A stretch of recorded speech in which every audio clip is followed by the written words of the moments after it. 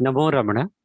A very warm welcome to everyone for the Sunday Satsang with Raman Kendra Delhi. May I now please request Narayananji to initiate the puja. Narayananji.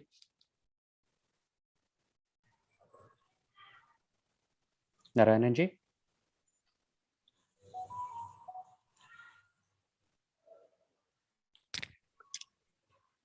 Narayananji. Voice नहीं आ रहा sir.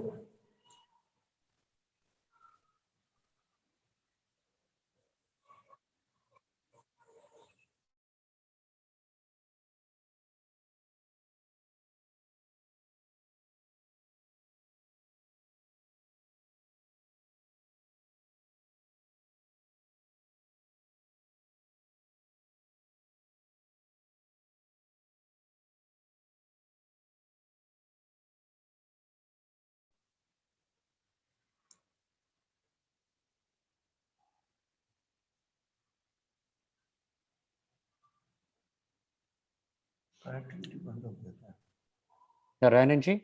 Yes sir. Please initiate the puja. We are live. Okay. Om Achyutaya Namaha. Om Anandaya Namaha. Om Govindaya Namaha.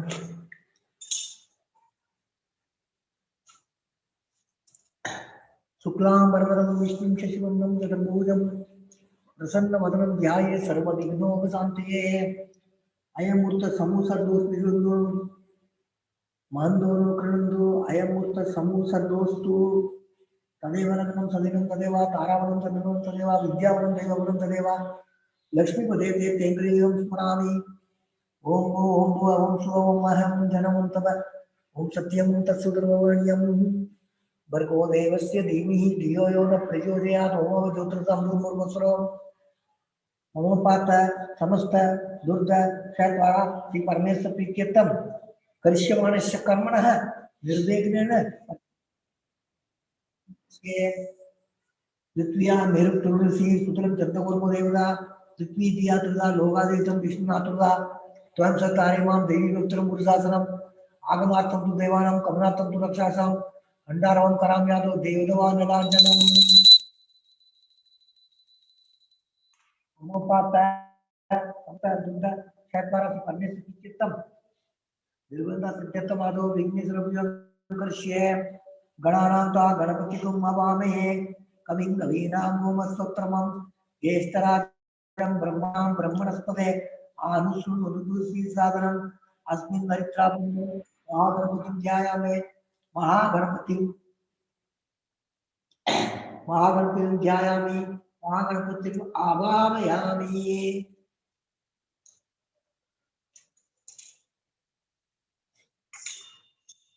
Om Mahaganapatir Masanam Samarpayami Om Mahaganapatir Margyam Samarpayami Om Mahaganapatir Madhyam Samarpayami Om Mahaganapatir Masmanyam Samarpayami Om Mahaganapatir Ovasari Kasnanam Samarpayami Om Mahaganapatir Sananandram Masmanyam Samarpayami Om Mahaganapatir Vastradatam Akshadam Samarpayami Om Mahaganapatir Namaha Vignopabhidartam Akshadam Samarpayami Om Mahaganapatir Namaha Gandha Dharayami Samarpayami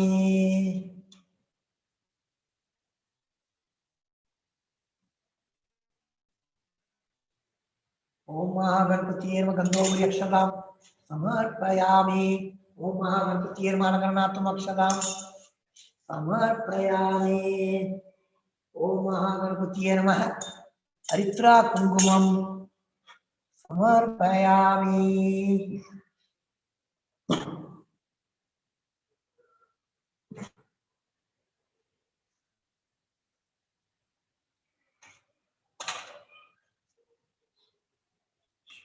Om Mahaganapatir Namaha Pushpai Bhujayami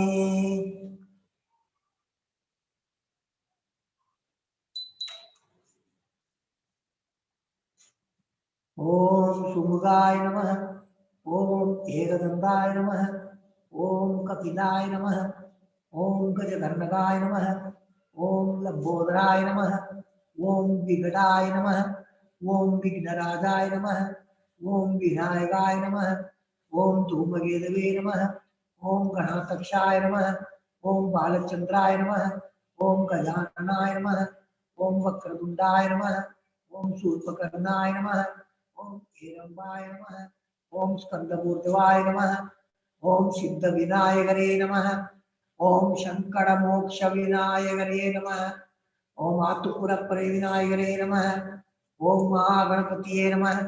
नानाविध परिमल पत्र पुष्पाणि समर्पयामि।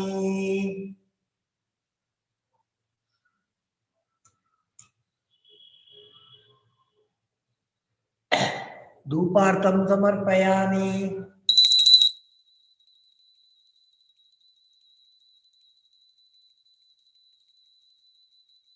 दीपार्थं समर्पयामि। अक्षरां समर्पयामि।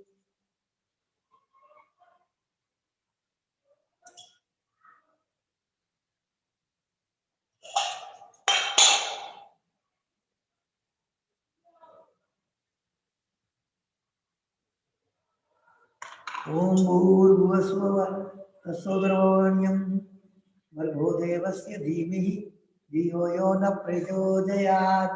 देवसवितुर्वरेण्यं तर्तेन प्रसन्नामि। अमृतस्त्वं स्वाहा। ओम प्राणाय स्वाहा, ओम अपाने स्वाहा, ओम व्याने स्वाहा, उदाने स्वाहा, ओम समाने स्वाहा, ओम ब्रह्मणे स्वाहा। महागणपतिये नमः। महागणपतिये नमः। महागणपतिये नमः। प्रकंड निर्मूल इनिपुदे इनिपुन्नम दे निवेद्यं समर्पयामि। मध्ये पानीयं समर्पयामि। अमृतोत्तरमुत्तरं समर्पयामि। कर्पूरं समर्पयामि।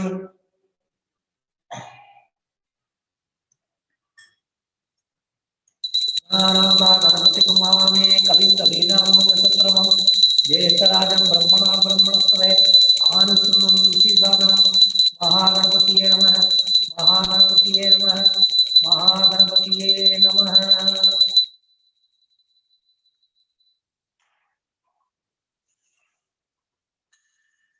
कर्पूरं समर्पयामि। नीराजनं समर्पयामि।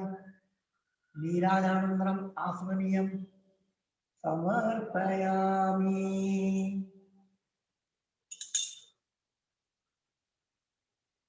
महागणपतिये नमः। महागणपतिये नमः। महागणपतिये नमः। वक्रतुंड महाकाय कोटि सूर्य समप्रभ निर्विघ्नं कुरु मे देव सर्वकार्येषु सर्वदा। गणपति प्रसादं शिरसा प्रणमामि। ओम ओम ओम सोम ओम मह ओम जनम तव ओम सत्यम ओम तत्सुब्रह्मण्यम भर्गो देवस्य धीमहि धियो यो न प्रचोदयात्।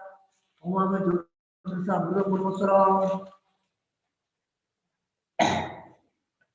ममोपात समस्त दुर्द चैतवारा की परमेश्वर प्रीत्यतम सुबह सोमने मूर्ते आद्य ब्रह्मण विद्य प्राते श्रीवेदे वराह कल्पे वैवस्वत मन्वन्तरे अष्टाविंशतितमे कलियुगे प्रथमे भागे जम्बूद्वीपे भारतवर्षे भरतखण्डे नीरो दक्षिणे पार्श्वे शताब्दे अस्मिन् वर्तमाने जावावृके प्रभवादिनां तस्य संवत्सराणां मध्ये पिलवनाम संवत्सरे उत्तरायणे शशिऋतु कुंभ मासे शुक्ल बच्चे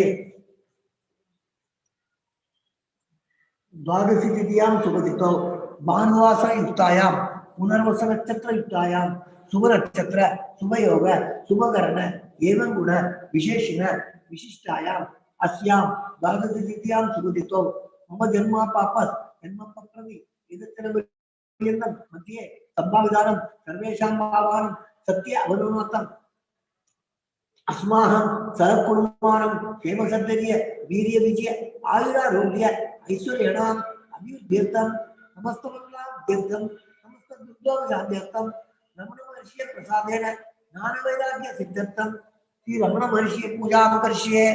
तदंगं कलश पूजां च करिष्ये।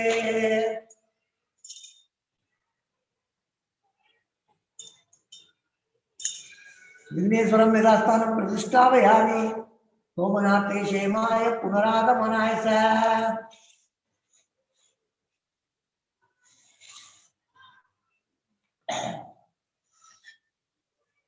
कनकस्य मुखे विष्णुकण्ठे रुद्रसमाधिस्थ मूले तत्र स्थितो ब्रह्मा मातृपुण्य समुदा कुसौतु सागरे सर्वे सप्ततुला सुंदरा ऋग्वेद यजुर्वेद सामवेद प्रकरण गंगे सतज्ञ सजने गोदावरी सरस्वती नर्मदे सिंधु कावेरी जलेस्मिन् सन्निधं कुरु अन्ते च चेता सर्वे तरसाम समापिता आयां देव पूजार्थं दुर्दशकारका अंबुरा सागर उत्पन्नो विष्णु करे देवे श्री पूजिते तर्हि सर्व आमंत्रणे नमोस्तुते देवो देवालय प्रोक्त देव देवस्थानन अंजान निर्माल्यं स्वयं भवने पूजये ओम सकलगुणात्मक शक्तियुक्ताय योग पीडात्मने नमः आधार शक्तिये नमः मूल प्रकृतिये नमः आदिवराय नमः आदिगुरुमाय नमः अनंताय नमः पृथ्व्यै नमः आदित्यादि नवग्रह देवताभ्यो नमः दश दिक्पालेभ्यो नमः गुरु ब्रह्मा गुरु विष्णु गुरुदेवो महेश्वरः गुरु साक्षात् परब्रह्मा तस्मै से गुरवे नमः ओम अस्य श्री प्राणप्रतिष्ठा मंत्रस्य ब्रह्मा विष्णु महेश्वरा ऋषि ऋषिसामधर्माणि संतांसि सकल जगत सृष्टि सम्मार्गाग्नि प्राण शक्ति परा देवता आम बीजम हरिं शक्ति लोम तिलकम प्राणप्रतिष्ठा अपने विनियोग आम अंगुष्ठाभ्यां नमः हरिं तर्जनीभ्यां नमः लोम मध्यमाभ्यां नमः आम नाभिभ्यां नमः हरिं शिवाभ्यां नमः लोम कमलपुष्टाभ्यां नमः आम इंद्रियाय नमः हरिं शिरसे स्वाहा लोम सिगाय वसत् आम कौसायम हरिं नेत्रदाय वंशत् लोम अस्त्रदाय पट पूर्वस्वरूपी दिग्बंध ध्यानम रक्तांबुदिष्ट बोधोदस कर्णसोडकराब्जे पासं गोदंडं निक्षुत्वा मणिमल पंचबाणा विप्राण सत्कवालं तनेवसिता पिनो सरोटिया देवी बाला दोर्ना बहु सुग्री प्राण सत्परान ओम आमं क्रोम क्रोम हरिमाम अम यम लम लम बम सम सम ह अम सोम अस्यम सोम मंस अस्यामुतो जीवदुष्टु अस्यामुतो सर्वेन्द्रियाणि वाङ्मनस्व सस्सोत्र दिव्या प्राणवाक् पाणिपाद वायुपुस्तानि या कस्ति स्वस्ति सुगम सुरम दृष्टन्तु स्वाहा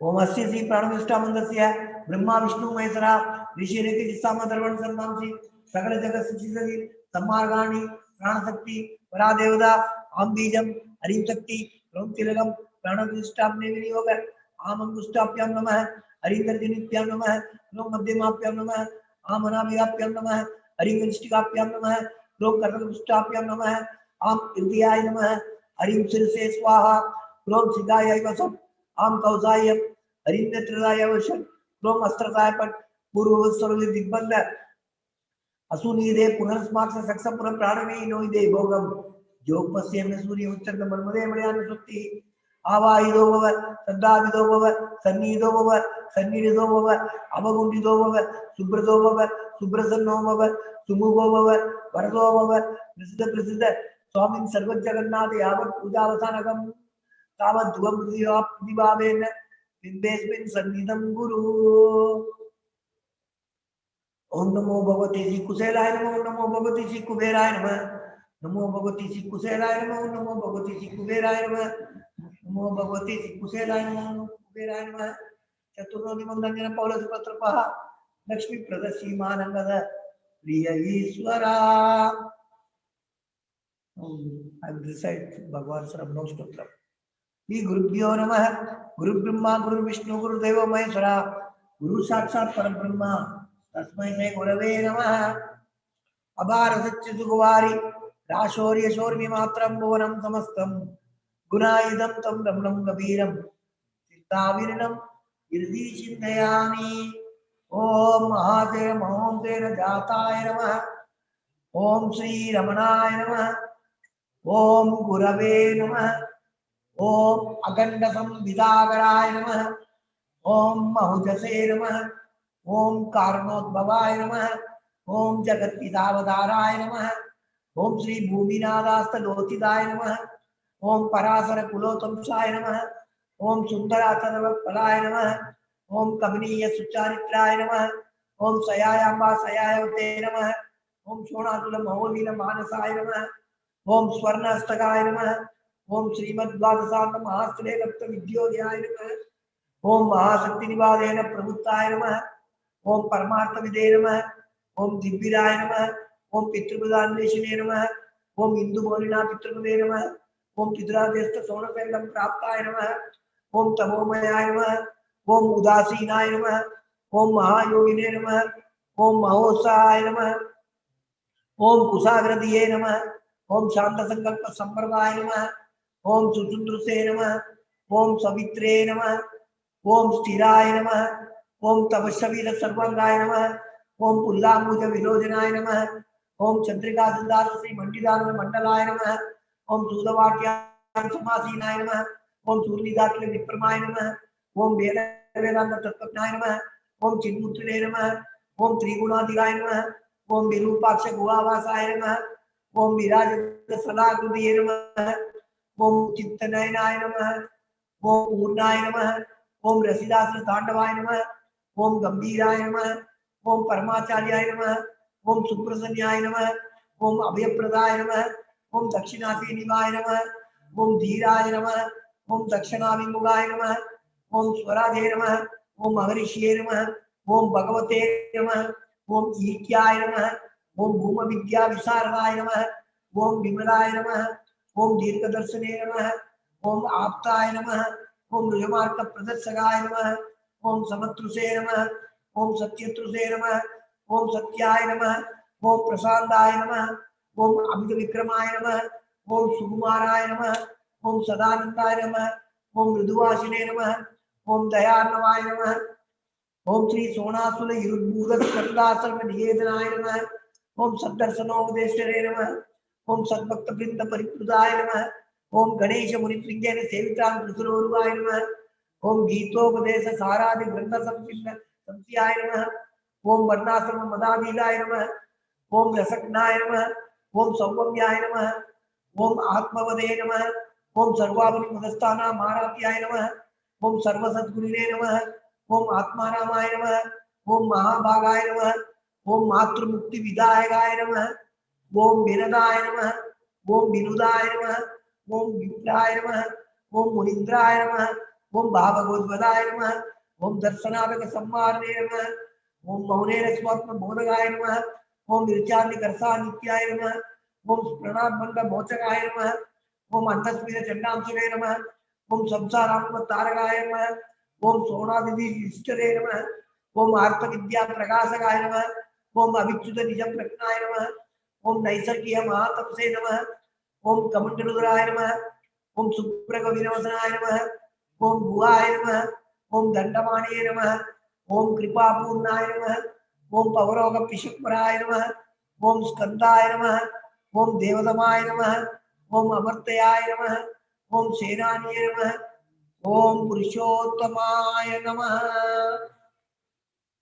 ओम नमो भगवते श्री अरुणाचल श्री रमणाय नमः, ओम नमो भगवते श्री अरुणाचल श्री रमणाय नमः, ओम नमो भगवते श्री अरुणाचल श्री रमणाय नमः, ओम नमो भगवते श्री कार्तिकाय नमः, ओम नमो भगवते श्री मुरुगाय नमः, ओम नमो भगवते श्री वल्ली दैवाने नमः, ओम नमो भगवते श्री सुब्रमण्याय नमः, ओम नमो भगवते श्री स्वामीनाथने नमः, ओम नमो भगवते श्री दक्षिणामूर्तिये नमः, ओम नमो भगवते श्री नटराजने नमः, ओम नमो भगवते श्री भैरवरे नमः, ओम नमो भगवते श्री नंदी महेश्वराय नमः, ओम नमो भगवते श्री शिव पार्वतीये नमः।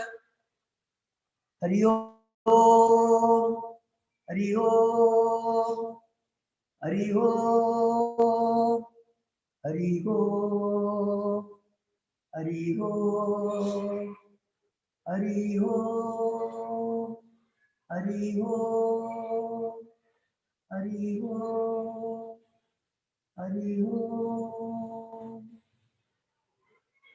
To recite Upadesa Saram.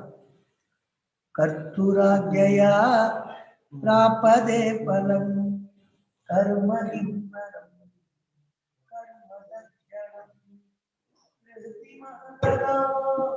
वदनकारणं फलं शाश्वतं गदनिरोधकम् ईश्वरार्पितं नेचया कृतं सिद्धशोधकं मुक्तिसाधकम् कायवामन कार्यमुद्गमं भूजनं जव चिन्तनं क्रमा जगतैषधी युग्धसेवनम् अष्टमूर्तिभृत् देवभूधनम् उद्गमस्तवा दुर्जमन्दद सिद्धजं जव ज्ञानमुद्दमम् आद्यधारया स्रोतसासमम् सरलचिन्तनं विरलगभरं वेदभावना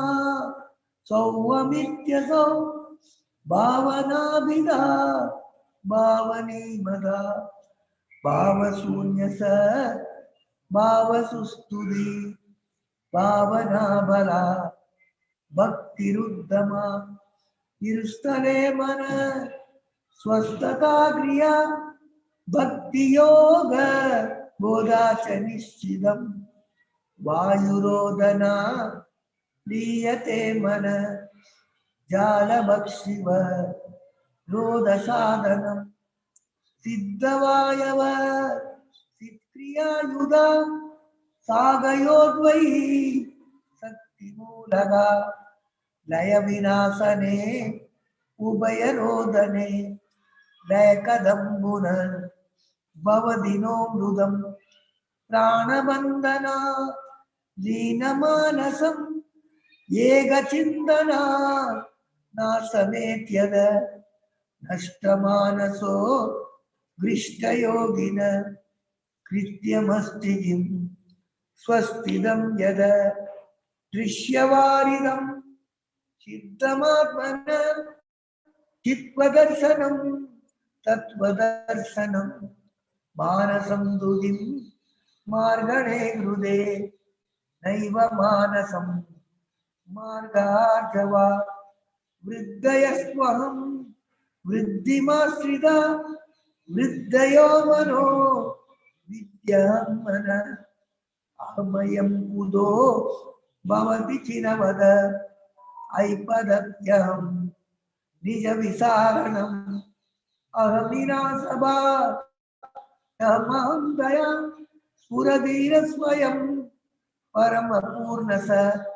इदमहं वदा अभिज्ञमन्वहम् अहमिदीनके अयल्यसक्तया विक्रयेन्द्रिय प्राणदीदम नामसे कद दज्जडं सच सत्ववासिगा चित्ववेदरा सद्दया इति सिद्धयायहम् ईसजीवयो वेषदीभिदा सत्स्वभावदो वस्तु केवलं वेषहानद स्वात्मदर्शनम् ईसदर्शनं स्वात्मरूपद आत्मसंस्थिति स्वात्मदर्शनम् आत्मनिर्भया आत्मनिष्कदा ज्ञानवर्जिता अज्ञानहीनचि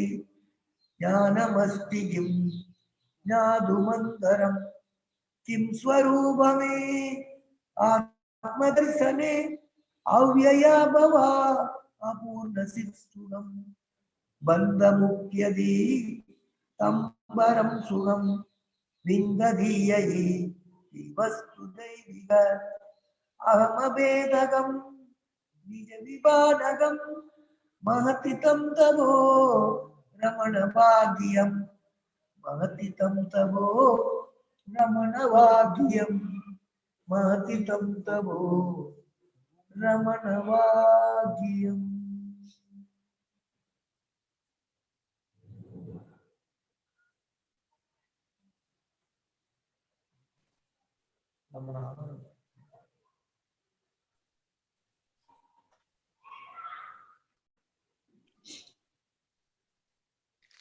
Rananji, thank you for the very beautiful rendition and the praise. Om Namo Bhagavate Shri Ramana. A very warm welcome to all the devotees for the Sunday Satsang with Mr. Michael James, where he will be speaking to us about Upadesa Saram. Just a quick brief background. As per the legend, there was a group of rishis of Daruka forest who were practicing special rites for attaining powers that they desired. By the same means, they hoped to attain final liberation. However, they were mistaken for action can only result in action, and rituals can produce powers, but not peace of liberation. Rishis then realized that they were up against one more powerful than themselves and bowed down to him for instruction. Their egos deflated by Shiva and perceiving the error of their approach, they humbly sought spiritual instruction from Shiva. Shiva graciously bestowed the instruction, and it is these teachings that Muruganar requested Sri Bhagwan to reveal in the verse form. Maharshi composed 30 verses in Tamil. Later, he translated them into Sanskrit. These continue to be chanted before the shrine and treated as a scripture. Mr. Michael James is, of course, very well known to us. He has been guiding us every second Sunday of the month for the last 15 months. Just a brief, very quick background. He had started his spiritual journey at Tiruvannamalai during his visit to India in 1976, where he stayed for over 20 years. He had a long friendship and association with Sri Sadhu Om and assisted him in translating Guru Vachaka Kovai, Nanyar, Ulladu Narpadu, and other works of Bhagwan into English. He is now based in London, where he regularly discusses Bhagwan's teachings. Sir, may I please now request you to take over and guide us all? Thank you. Namaskaram. Last time I spoke about the first 3 verses of Upadesa Saram, because they are a set. This time I'm going to start from where that is, I'm going to start from verse 3 and go on to verse 8, because this is another set. That is, the first 3 verses are dealing with karma. That is, the Bhagavan's conclusion is karma cannot give liberation. But in verse 3, he makes a concession. He says, if karma is done without desire and offered to God, it will purify the mind. So verse 3 is both a conclusion of the first set of verses, namely verses 1 to 3. It is also the first verse of the next series, which is 3 to 8. In 3 to 8, Bhagavan is talking about the principal subject is purification of mind. So what he says in verse 3 is, Ishvara pritam nechaya kritam chitta sodakam mukti sadakam. That means Ishvara pritam means offered to God. Na ichaya kritam, not done with desire. Chitta sodakam, mind purifier. Mukti sadakam, liberation accomplishing. So what that implies is that action that is done, but is not done with desire, but offered to God, is a mind purifier. It will purify the mind, and it will indirectly aid in the accomplishing of liberation. That is what Bhagavan says in the Tamil version is, it will gati vari become. It will show the way to liberation. What that means is, so long as the mind is impure, that is, the impurities in the mind are all the Vishaya vasanas, the strong inclinations to go outwards, to go after Vishayas. These are the impurities. So long as the mind is clouded with these impurities, it will not be able to recognize what is the means to liberation. That is, the means to liberation is not action, it is just being. But in order for the mind to grasp that, it requires purification. So by purifying the mind, whatever will purify the mind will thereby show the way to liberation, in the sense that it will give the mind the clarity to understand, to recognize what is the way to liberation. Bhagavan begins this verse in Sanskrit with the words Ishvarapitam. These are the key words here. Ishvarapitam means offered to God. What is it that is offered to God? Generally, people say it is the fruit of the action that is offered to God.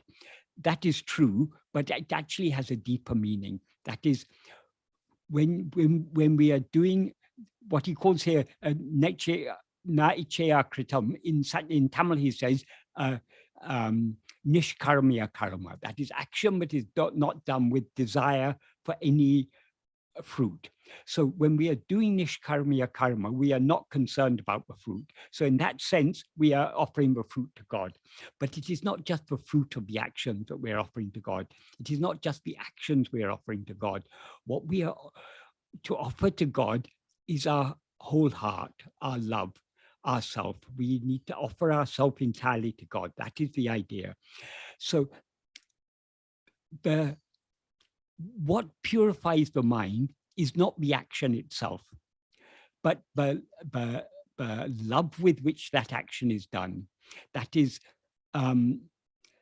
many people, for example, worship Kali. They may go through exactly the same actions but Ramakrishna Paramahamsa went through when he was worshipping Kali. But if they are worshipping Kali for gaining wealth or health or for success in politics or for passing exams or for this or that, if it's for any kamyata motive, if we are worshipping Kali, we may be doing exactly the same actions that Ramakrishna Paramahamsa was doing, but the difference is he was doing with pure love for Kali. He offered himself entirely to Kali. He wasn't seeking to gain anything from Kali. He was seeking to give himself entirely to Kali. So it is that love which is the key to the purification of mind. So long as we may do exactly the same rituals that he was doing, but if we are doing them for the fulfillment of desires, that is not going to purify our mind, because what the impurities in our mind are those very desires, or the Vishaya vasanas that are the seeds that give rise to those desires. So if we want to purify the mind, we should do without desire. We should do only for the love of God. Of course, even Kamya, this isn't to say Kamya Puja is of no use. Even Kamya Puja, because if you're worshipping God, even if you're worshipping for some kamyata, for achieving some desired end, at least your mind is dwelling on God. So very indirectly, the love for God will be increasing in your heart. That is first we worship God, not for the sake of God, but for what we can get from God. But when we feel that God is listening to our prayers, we are getting what we want from God, then our love for God naturally begins to grow. We become concerned not only with what we can get from God or what God can give us, but our love for the giver increases. That is, if someone is very kind and helpful to us, if they're always giving us, taking care of us and everything, we will appreciate the help, but we will also appreciate the one who is giving that help. So love, even Kamya Upasana, it will very gradually increase the love for God and thereby purify the mind. But the true purification comes only when however we worship God is not done because we want to get anything from God, but because we want to give ourselves entirely to God. So Ishvara Pitam means offering ourselves entirely to God, offering our whole heart to God, offering all our love to God. That is the key to success in this. So what Bhagavan is talking about from verse 3 onwards is he's not talking about kamya. Though he goes on to talk about puja, japa, and dhyana, he's not talking about kamya puja, japa, and dhyana. He's talking about nishkarmiya puja, japa, and dhyana. And that is puja, japa, and dhyana, but it's done just for the love of God, offering ourselves entirely to God through whatever actions we do. So as I say, it is the love that we have for God that will purify our mind. That the more we love God, the less our mind will be concerned about other things. So because our mind is focused on God, our love to think about God will increase and our concern about other things will decrease. So our Vishaya vasanas will be weakened because we're not allowing our mind to be swayed by them. We're allowing our mind to be swayed only by the love of God. So this is how the purification really gets underway once we come to the path of Nishkamya Bhakti. That is what Bhagavan is talking about here. Another important thing to understand in this context is, generally, it is often said there are four paths. There's the path of Nishkamya Karma, the path of Bhakti, the path of Yoga, and the path of Jnana. But if we pay close attention to what Bhagavan is saying here, Bhagavan is not taking the path of Nishkamya Karma to be something separate from Bhakti. That is, when he talks about Nishkamya Karma, he begins by saying Ishwarapitam, or in Tamil, Kartanukakam, done for God. So it's done. And in the Malayalam version, he's even more clear. He says, Ishwara Pritiyanai, for the love of God. So it's that love of God, that is the key. So the Nishkamya Karma is possible only if it is done with love for God. So truly speaking, Nishkamya Karma is not a separate path to the path of Bhakti. The preliminary practices on the path of Bhakti are Nishkamya Karma. That is what we have to understand from here.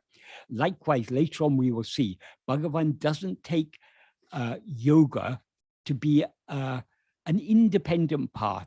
Yoga is just one means by which one can come to the path of jnana.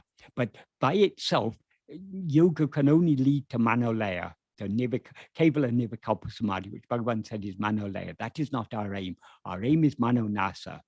So yoga is only a tributary leading to the path of jnana, just like these, that is, we can take to the path of jnana directly without, we can completely bypass yoga. But in the case of bhakti, we can't exactly bypass nishkamya karma, because bhakti, when we first develop love for God, we want to express our love for him in whatever way we can, and we know only how to express our love for him through action.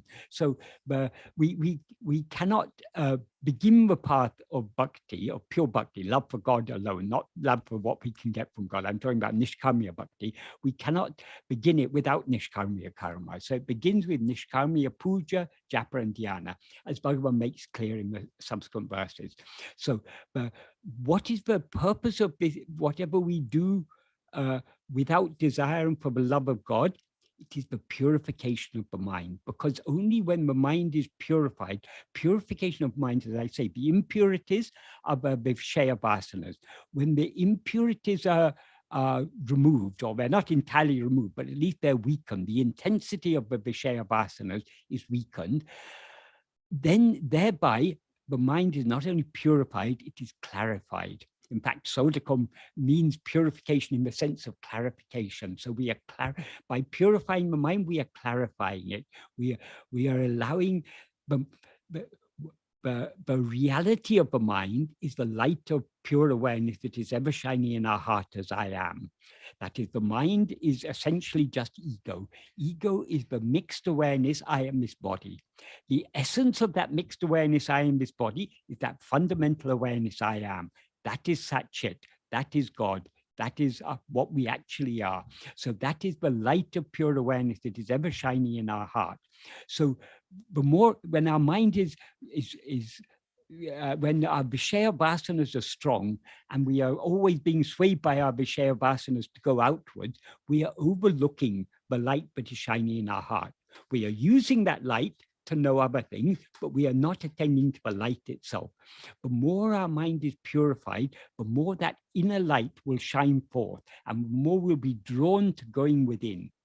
So it is the path of bhakti has to begin with first expressing our love for God through action. And that action will purify the mind and lead us to understand the best way to express our love for God is not to allow our attention to go outwards, but to turn it back within, because God is that which is ever shining in our heart as I. But in order to understand that, and not merely just understand, it's easy to understand by at the surface level, but to understand it deep in our heart, to be firmly convinced, but God is that which is shining in our heart as I, we need a certain degree of purity of mind. So this nishkarmiya karma is essential, essential at the beginning of the path of bhakti. So, but the nishkarmiya karma is nothing but our expression of our love to God. Through whatever actions we do without desire, we are trying our best to offer ourselves to God as best as we can at the early stages, before our mind is purified. We can best offer ourselves to God by dedicating our actions to God. So this is the idea here. So this verse 3 is a key verse. It's the meaning of verses 4 to 7 and even 8. It has to be understood in the context of this verse 3. That is, what Bhagavan is talking about in the subsequent verses is only nishkarmiya puja, nishkarmiya japa, nishkarmiya dhyana. And the purpose of doing these is just to offer our whole heart to God, offer ourselves entirely to God. So that's verse 3. Now, verse 4, Bhagavan first he said nishkarmiya karma, or action done without desire. What are the actions that we can do? There are 3 instruments of action. Kaya, the body, vak, the speech, and mana, the mind. So these are the 3 instruments of action: body, speech, and mind, or mind, speech, and body, whatever order we want to say it in. These are the 3 instruments of action. But note that Bhagavan begins from the grosser and goes to the subtler, because the whole of Upadesa India, and in fact all true spiritual teaching, they begin from the gross and they go to the subtle. When we talk about the 5 Shis, for example, we start with the Annamaya kosha, the grossest, the most obvious, and we go from that to the more subtle Pranamaya kosha, to the more subtle Manomaya kosha, to the more subtle Vijnanamaya kosha, and to the more subtle Anandamaya kosha. So on the spiritual path, we are going from the gross to the subtle. We are going from the outer to the inner. So the body is most outward. Speech is a little bit more inward. Mind is more inward. But we have to go still deeper inwards. But this is we start, so long as we're at the stage of doing nishkarmiya karma, these are our 3 instruments: the body, speech, and mind. So what are the actions that we can do by body, speech, and mind? The actions we do by body for the love of God, offered to God, are what are called worship or puja. The actions we, pujana, he says here, the actions we do by speech are the japa, or well, it can be singing stotras or japa, but particularly japa. And the actions we do by mind are meditation, dhyana.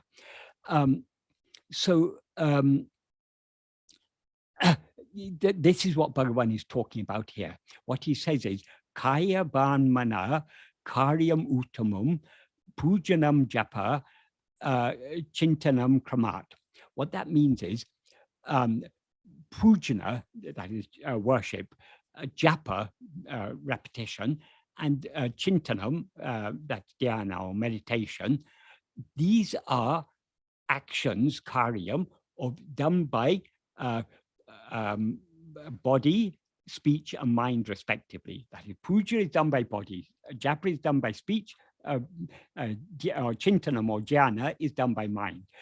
But the important thing is, he says, karyam uttamam, and that is he ends the first line with uttamam and the last line with kramat.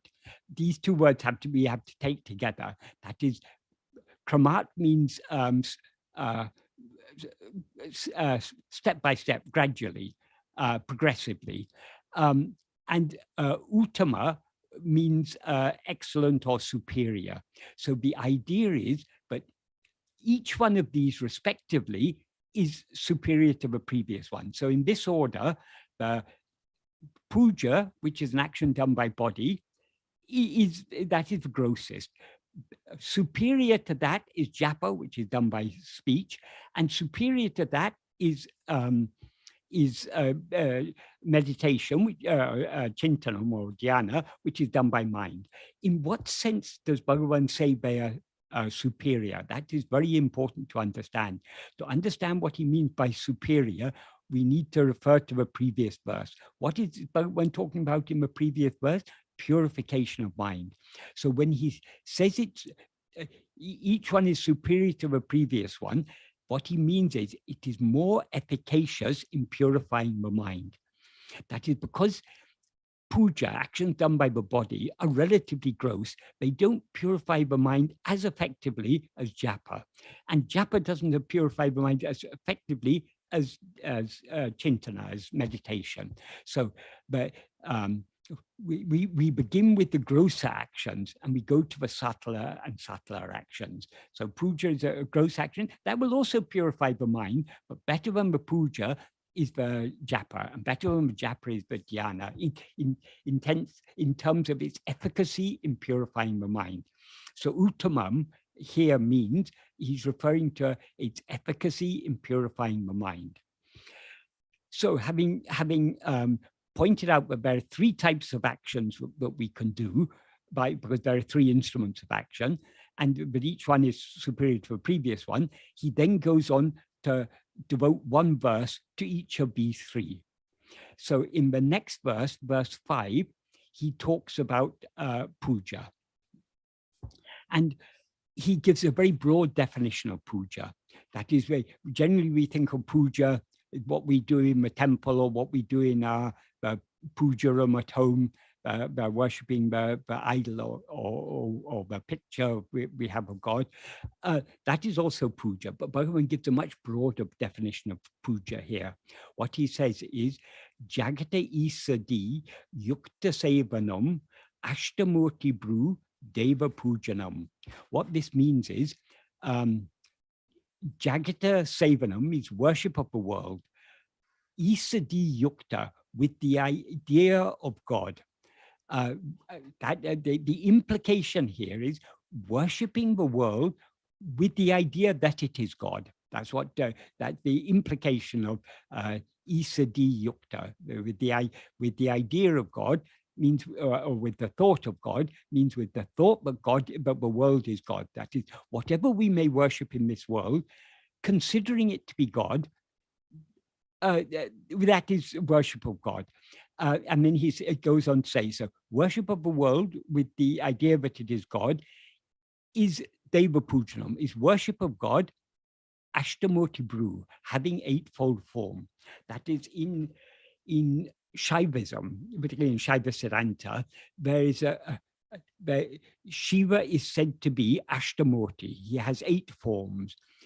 That is, those 8 forms are the 5 elements. That is space, air, fire, water, and earth.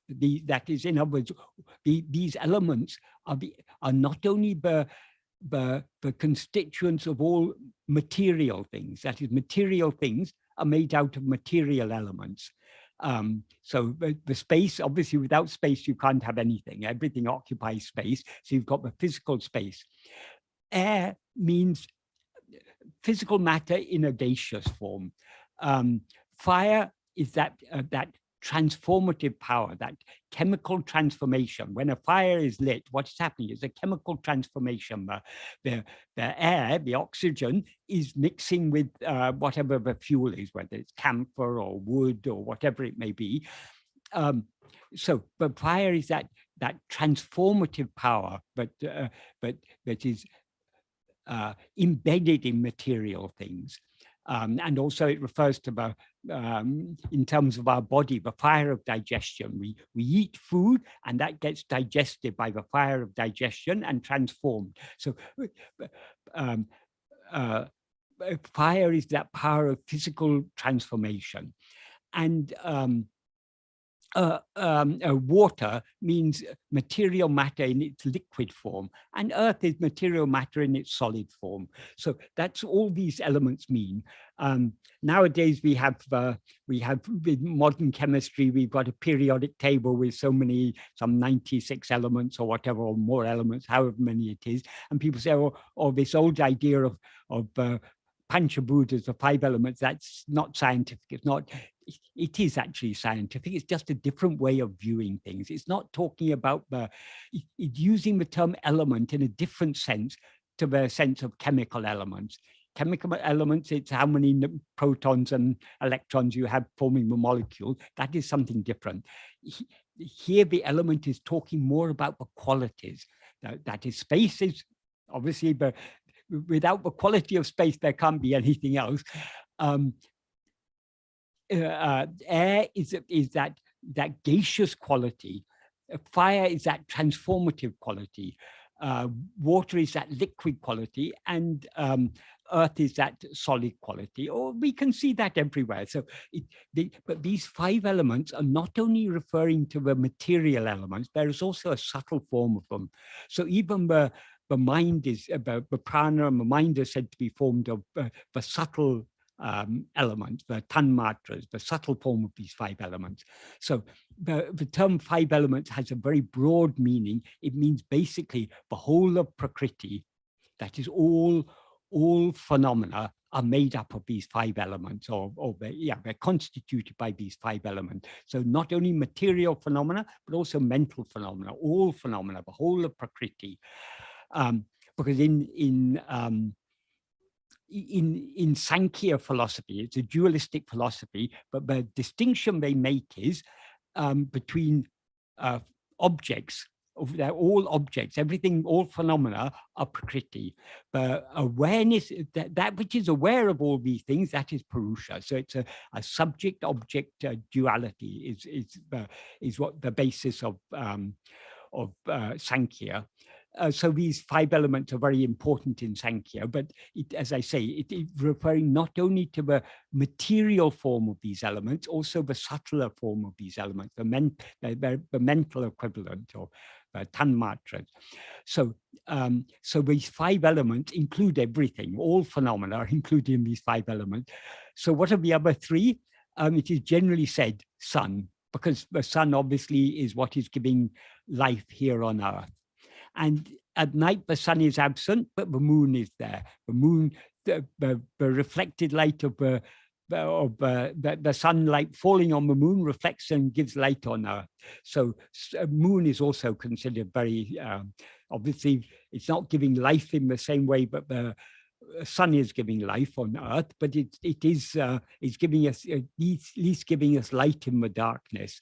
So the moon is also considered a form of Shiva. The sun is considered a form of Shiva, the moon also. And the 8th element, it is sometimes described as Jiva. That is actually the most general one. It's all living beings. That is all these the 5 elements and the sun and moon, these are all part of Prakriti, but the jivas of a Purusha, that is, to whom do all these things appear? Only to I. So the jiva is the 8th one. In some texts it is said the 8th one is the priest who offers in Vedic sacrifices. It's the priest who has to make all the offerings. That is one way of interpreting it, but more generally we can take it as jivas in general. So basically these 8 cover everything. It covers the whole of Prakriti and also Purusha. So it covers the whole, covers the all objects and also the subject. So worshipping anything with the idea that it is all God, that is, all this is nothing but, well, what is the reality that lies behind all this appearance of subject and object? It is only God. So with the idea that all this is God, worshipping anything in this world is good worship of God. So for example, so this is extending the meaning of puja beyond mere ritual puja. You can do puja by, for example, now we know a major problem in the world is global warming, but by our excessive use of fossil fuels, we have produced greenhouse gases, and we are doing so much damage to the world. So many species are going extinct, and the climate is changing, and that means the weather is becoming more unstable. We're having more storms, more droughts, more cyclones and everything. All these things, we are upsetting the balance of nature. So by our overconsumption, we are doing harm to the world. We're doing harm to other species. We're also doing harm to our own species. That is, we're making survival in this world more difficult for ourselves also.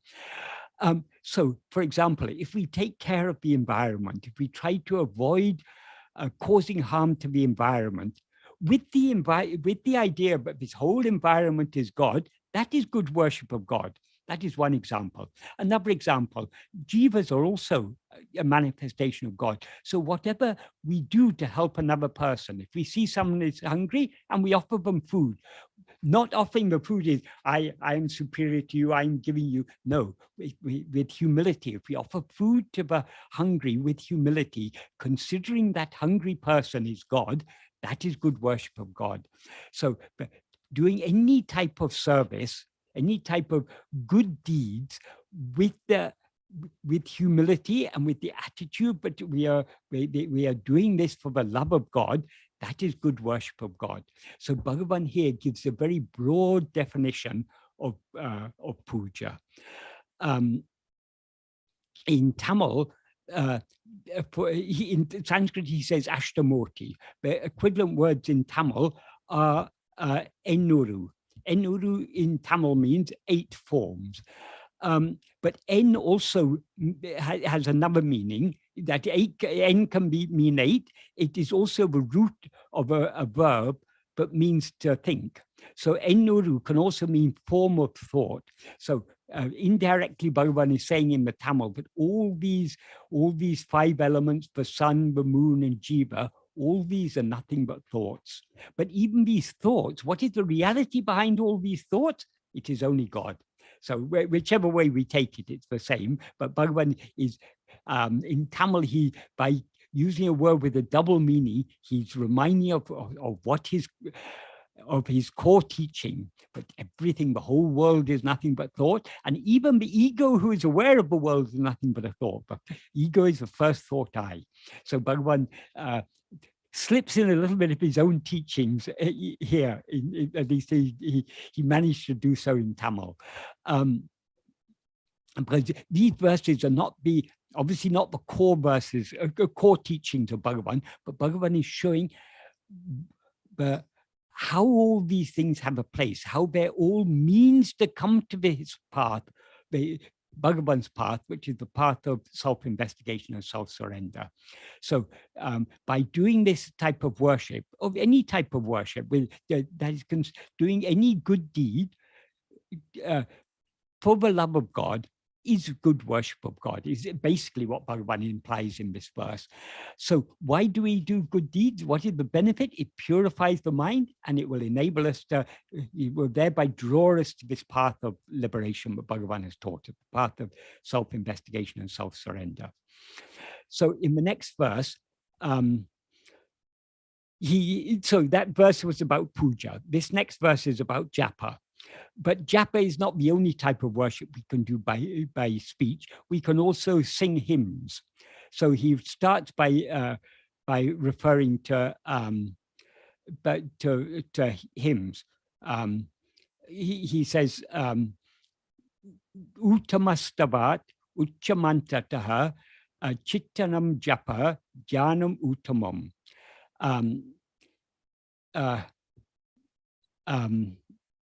That means Uttamastavat means rather than the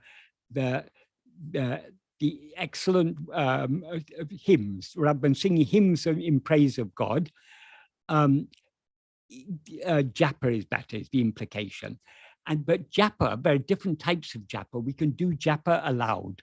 We can do japa softly within the mouth, or we can do japa just mentally. Ucha refers to japa done aloud. Mandataha refers to japa but is done softly. And chitta jam means what is mind-born or mental, the mental japa. Dhyanam uttam, meditation is best. The implication here is, rather than the best praises of God, japa is good. Japa, repetition of his name is good. Rather than japa done aloud, japa done soft is better. Rather than japa done softly, japa, which is mental japa, which is dhyana, is best. So here again, Bhagavan, just like he's in the fourth verse, he graded he said the better than puja is japa, better than japa is dhyana. Better means in the sense that it's more efficacious in purifying the mind. So he's saying the same here. Rather than singing hymns of praise, it's better to do japa.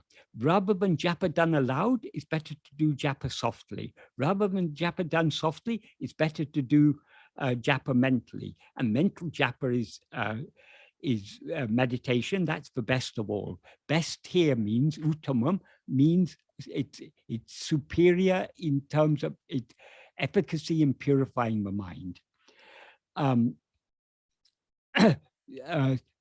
then in the next verse, verse 7, he talks the reason each one is more purified, more effective in purifying the mind. The subtler something is, the more efficacious it is in purifying the mind. For example, if we're doing japa aloud, we can be going on doing japa mechanically, and our mind can be wandering, thinking so many other thoughts. Whereas if we are doing japa mentally, if our mind wanders away, the mental japa will stop. So it's always the closer, the subtler it is, the more inward it is, the more effective it is in purifying the mind. So having said that the mental japa, which is a form of meditation, is best, in verse 7, he goes on to talk about meditation, dhyana. But in the previous verse, he says mental japa is dhyana. That doesn't mean the only dhyana we can do is mental japa. No, because mental japa is meditating on the name of God. We can also meditate on the form of God, because here this is talking about meditation in the terms of devotional meditation. We're doing it for the love of God. So if you're doing meditation for the love of God, what do you meditate on? You meditate on God. So we can meditate, so long as we're doing action, we can meditate either on his name or on his form, or on both. We can be meditating on his form and on his name at the same time. Even when we're meditating on his name, his form is there in our mind, because the name is referring to the form. So basically what he's talking about in verse 7 is the nama rupa dhyana, meditating on the name or form of God. And here also he draws a distinction. He says, Ajaya daya, Ajaya daraya Shrodasav samam sarala chintanam virala param. Virala param. Yes. What this means is the sarala chintanam means continuous meditation. That's meditation which is not interrupted by the implication, not interrupted by other thoughts. So he gives two analogies for that continuous meditation. Samam means like. uh, RJR is a ghee or oil. Darya means a stream of ghee. Shrotasa means a river. So meditation which is continuous, like the flow of ghee or like a river. When the river is flowing, it's not just flowing a little bit, it's flowing steadily. If you pour ghee, it flows steadily. So that steady, uninterrupted meditation is the idea. That is better than birila.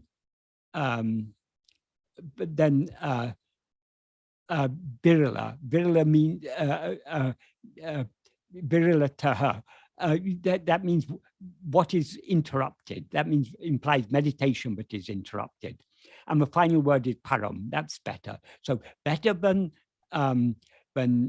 interrupted meditation, continuous meditation, like the flow of ghee or a river, is better.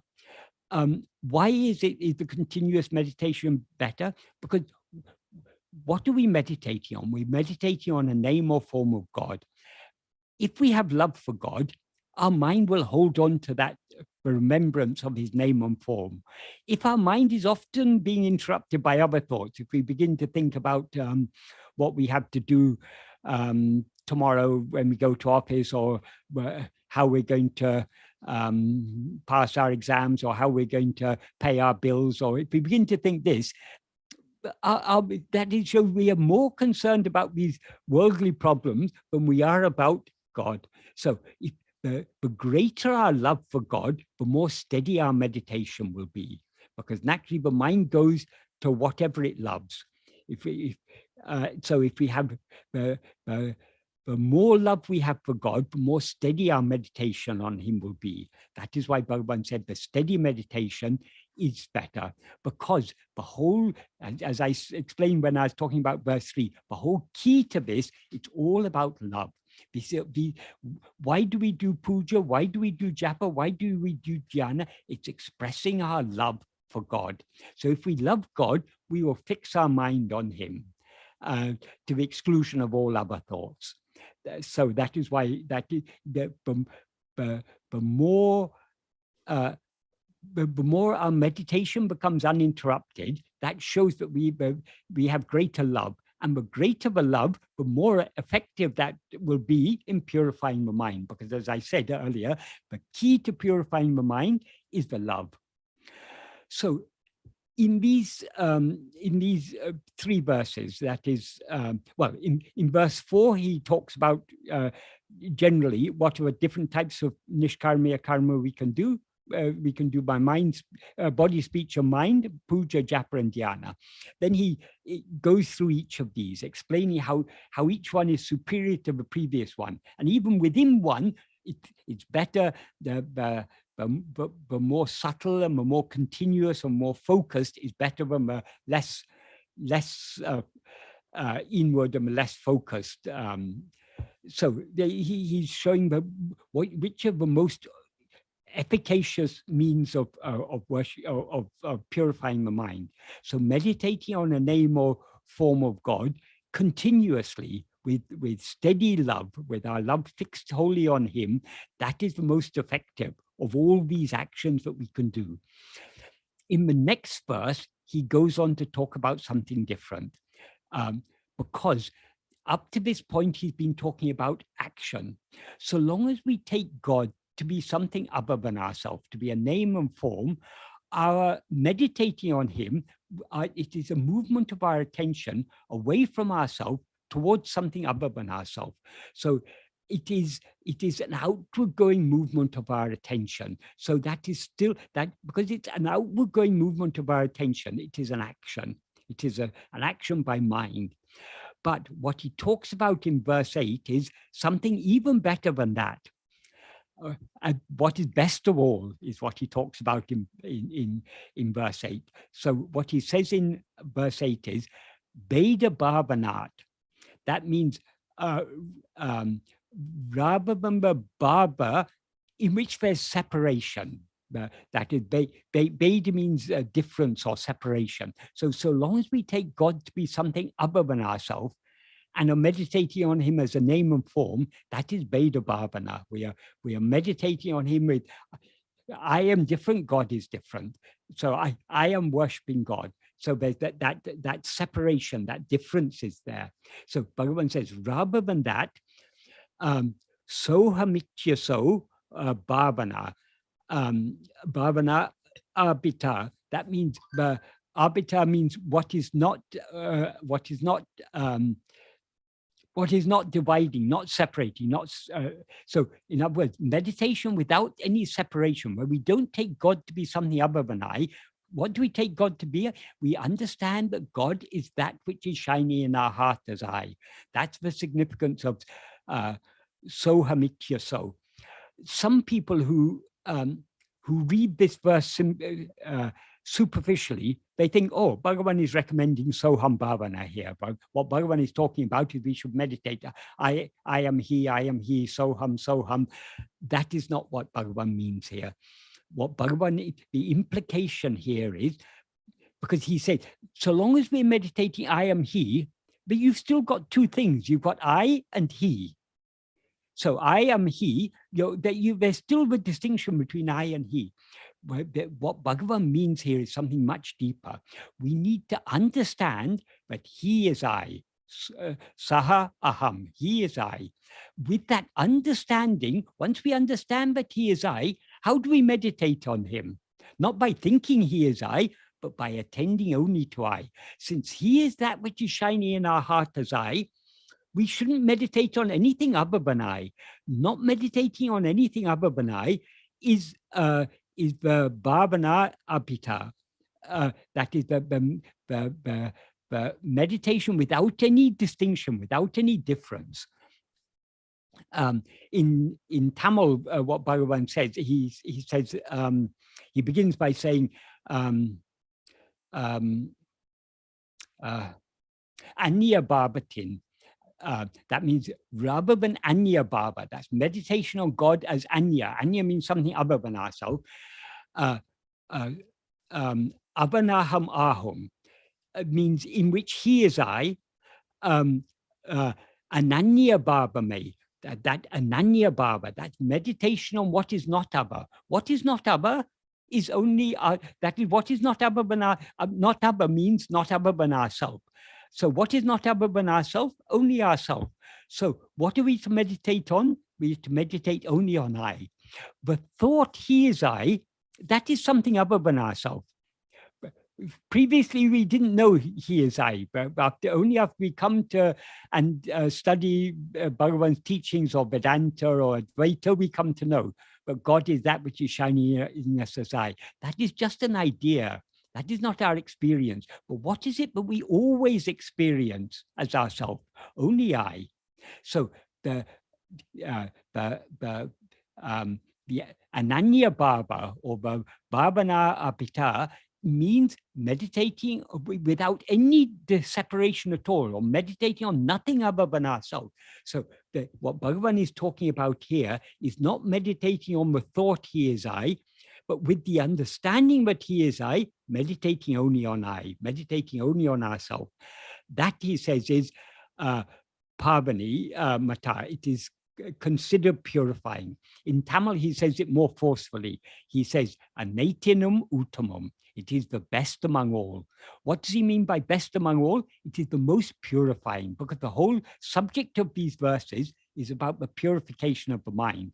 So what is the most effective, most purifying thing we can do? It is only meditating on I. Better even than meditating on God as something other than I, better to meditate on him as I. Because what is the truth? When we are worshipping a name or form of God, we are not worshipping God as he actually is, God as we conceive him to be. That is good, but it is not the best worship, to worship him as he actually is. How is he? He is that which shines in our heart as I. So meditating on I is the best way of worshiping God. It's also best in the sense it's the most efficacious means of purifying the mind. So what Bhagavan actually is referring to here is the practice of Atma-vichara. That is, when we are in Atma-vichara, what are we doing? We are focusing our entire attention only on ourselves. As Bhagavan says in the 16th paragraph of Nana, he gives a very succinct definition of Atma-vichara. What is Atma-vichara? He says, sorry, I've just forgotten.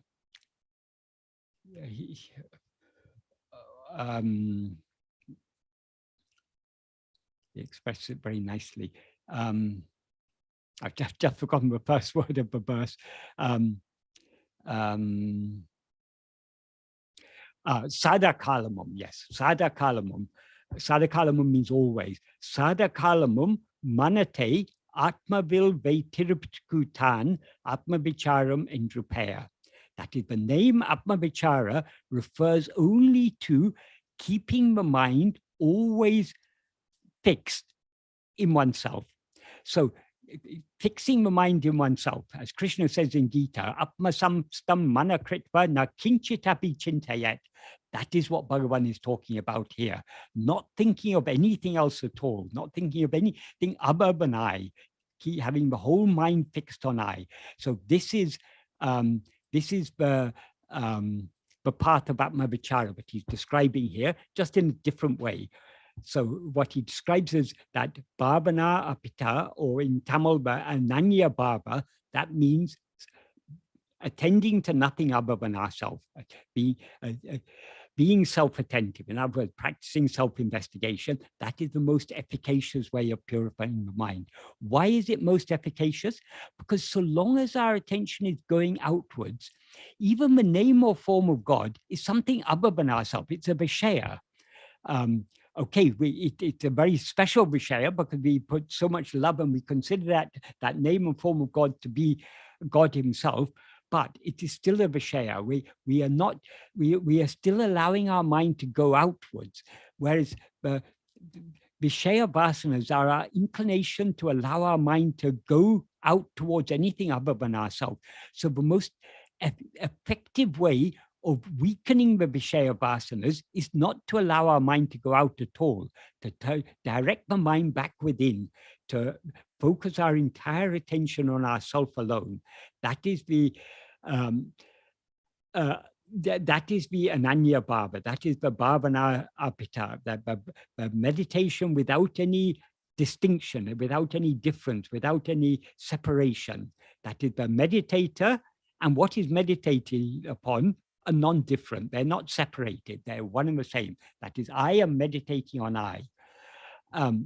So that is what Bhagavan is referring to here, the practice of self-investigation. And this is the most purifying of all the action.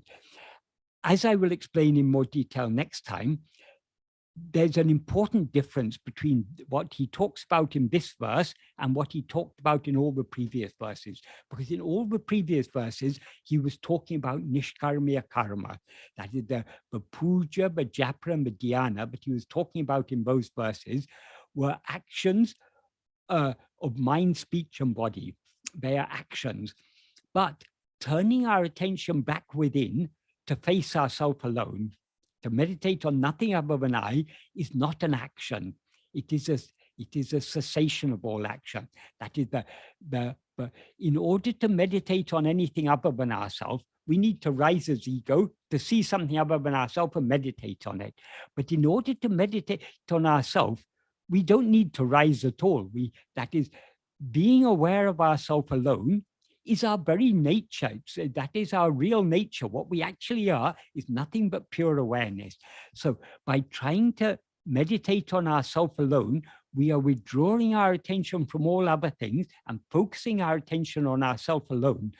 Thereby, the mind is subsiding. That is, to the extent to which we attend to ourselves, to that extent, the mind and all mental activity subsides. So this is not an action. This is a state of just being, as he indicates in the next verse that we'll talk about next time. I've actually I've completed this a bit quicker than I was anticipating. So I don't know whether anyone has any questions they would like to ask about any of these. Are there any questions? If anyone would like to raise their hand or ask a question, or is there any question on the live, in the live chat? I don't have that open.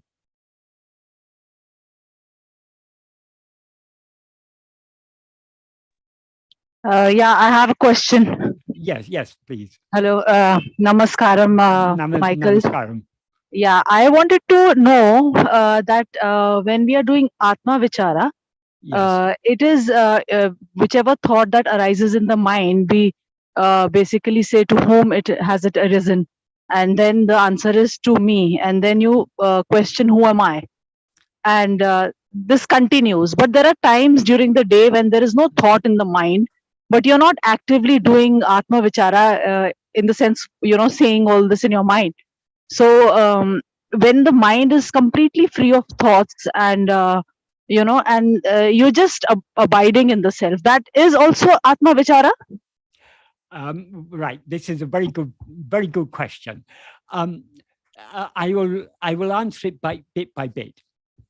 That is what Bhagavan says.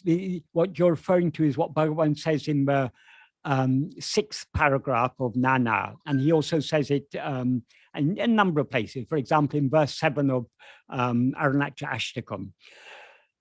That is, whatever Bhagavan says, what does it matter however many thoughts arise? As and when each thought arises, if one vigilantly investigates to whom, it will be clear to me. That is, Bhagavan doesn't actually say, ask to whom. It's not a matter of just asking. It's a matter of investigating. So every thought appears to whom? It appears to me. It's only in my view that there are thoughts. So investigating to whom did this thought appear means turning our attention away from the thought back towards ourselves. That's why he says, if we keenly investigate to whom, it will be clear to me. And then he says, when one investigates who am I, what he means by investigating who am I is investigating to whom is turning our attention away from the thought back towards ourselves. Once our attention is turned back towards ourselves, what do we have to do? We have to hold on to that self-attentiveness. That's what he's referring to as investigating who am I. He said, by investigating who am I, the mind will return to its birthplace. That is, the mind will subside. And along with it, the thought that had risen will also subside. So that's one thing. It's not just a matter of asking the question. I mean, sometimes asking the question can be a reminder, but merely asking the question is not the point. The point is turning our attention away from whatever appears back to the one to whom it appears, back to ourselves. And then holding on to that self-attentiveness. That's what Bhagavan means there. So that's one point. But the next point is, we need to understand when Bhagavan talks about thought, we need to understand what he means by thought. Generally, when we talk about thought, we mean the mental chatter that's going on in our mind. That is the constant chatter that's going on in our mind.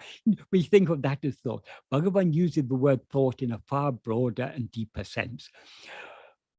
According to Bhagavan, everything other from the pure awareness that we actually are. In other words, everything other than our fundamental awareness, I am, is a thought.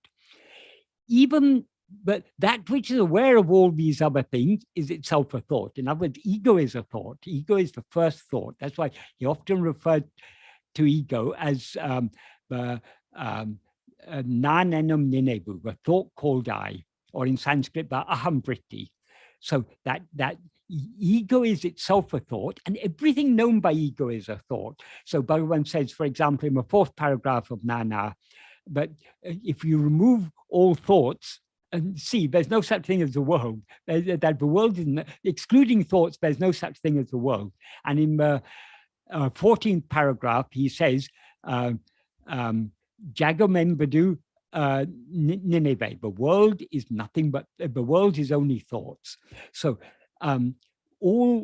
everything we are aware of that the world is thought, all the 5 elements are thought. So space is thought, time is a thought, it's all thought. Anything that appears in waking and dream, but we are not aware of in sleep, is just a thought. So when we are never actually in waking and dream, we're never actually in a state devoid of thought, because always the first thought I is there, and the first thought I cannot stand without holding on to other thoughts. So the body is a thought, but time is a thought. So there is never a time during waking and dream when we are devoid of thought. If we are devoid of thought, that is either manolaya or manonasa. That is a state like sleep. It doesn't, whatever may appear to us, to whom does it appear? So when Bhagavan says, whatever thought may appear, he means whatever may appear, anything that may appear. So even if you've got an idea, now I'm in a thought-free state, the mind is very peaceful, to whom does that peace appear? Even that peace is something, but that peace, it seems to be there here now. It wasn't there before. It's not going to be there afterwards. So even that peace is just an appearance. It's not our real nature. Our real nature is that which is ever shining as I. So whatever may appear, even a calm and peaceful state of mind is still a subtle thought. So to whom does that thought appear? To me. We turn our attention back to ourselves. We don't just ask to whom does it appear. Whatever may appear should remind us, to whom does this appear? It appears to me. That we don't even have to think that. It should become second nature to us. When we go deep into this practice, whatever appears should remind us of the one to whom it appears. That is, if we were not there, nothing could appear to us. So everything that appears should remind us of our own existence. And if we have love to know what we actually are, we will turn our attention back to our existence. So what Bhagavan means by investigating to whom is turning our attention away from whatever may appear, whether it's mental agitation or mental calmness, whatever it may be, whatever appears, to whom does it appear? We turn our attention back to ourselves, because whatever appears only to us. It's only in our view, but now their mind is much agitated, now it is calm and peaceful. All these differences are in our view only. So to whom are all these differences? Who sees this difference between an agitated state of mind and a calm state of mind? To whom did this difference appear? To me. So we turn our attention. The whole aim of Bhagavan's teaching is turning our attention back to ourselves. So that's what Bhagavan is referring to there. I mentioned that if all thoughts are absent, that is either manolaya or manonasa. This is a very important distinction.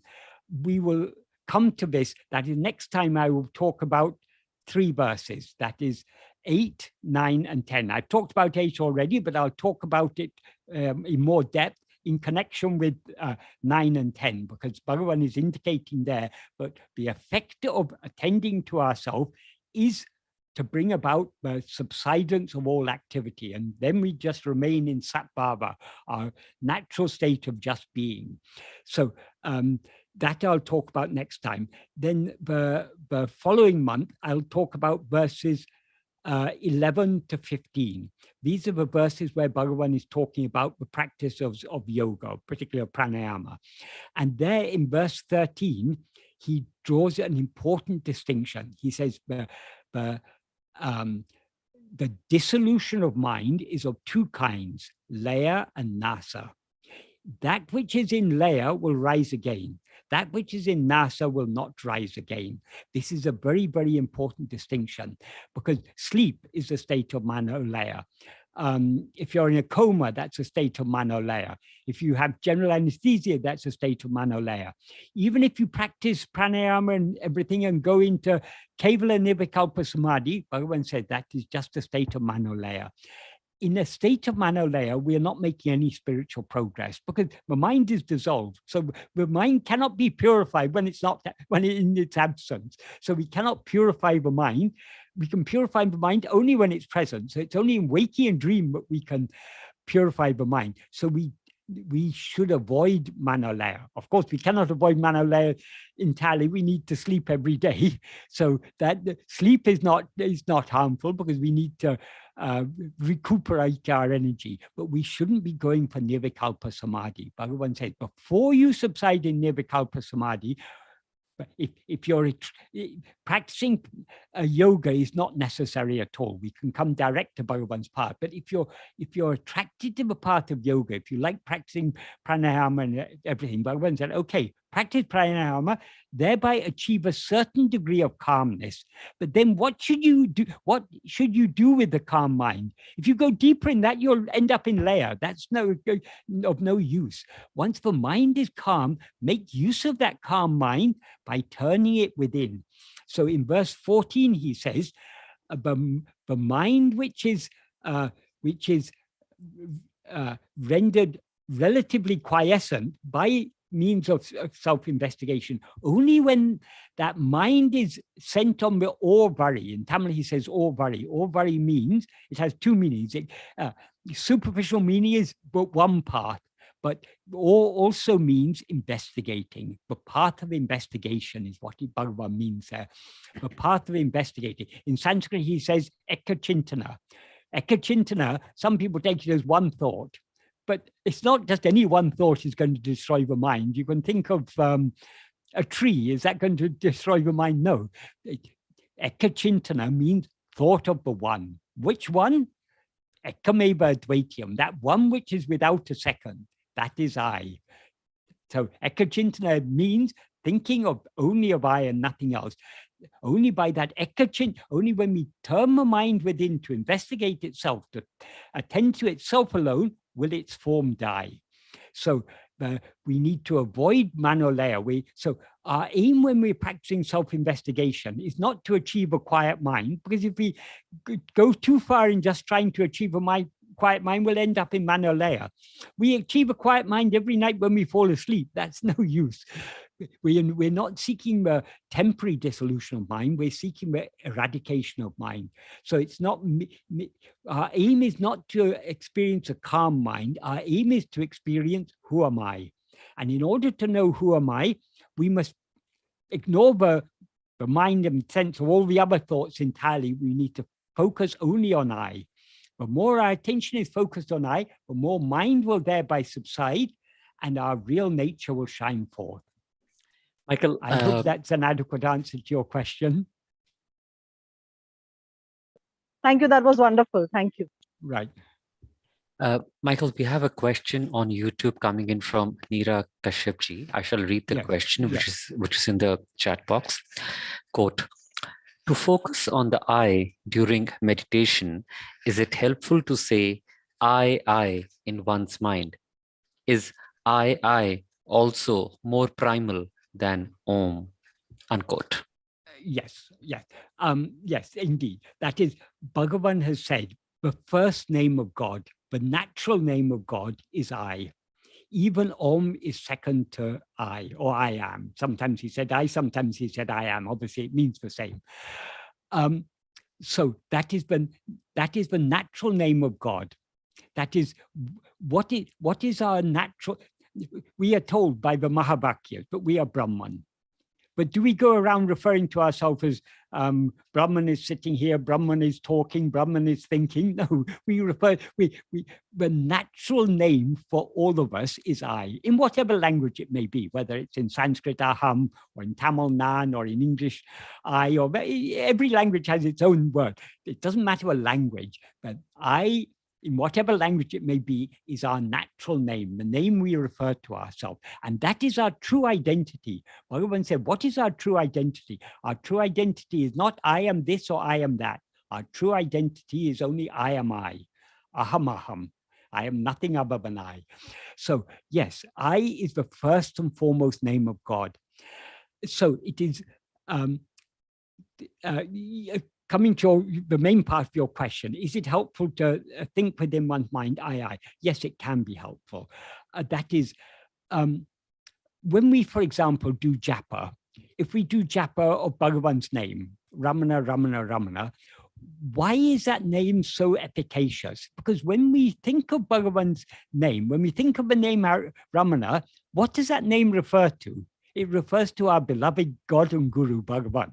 So we do japa of his name in order to remember him.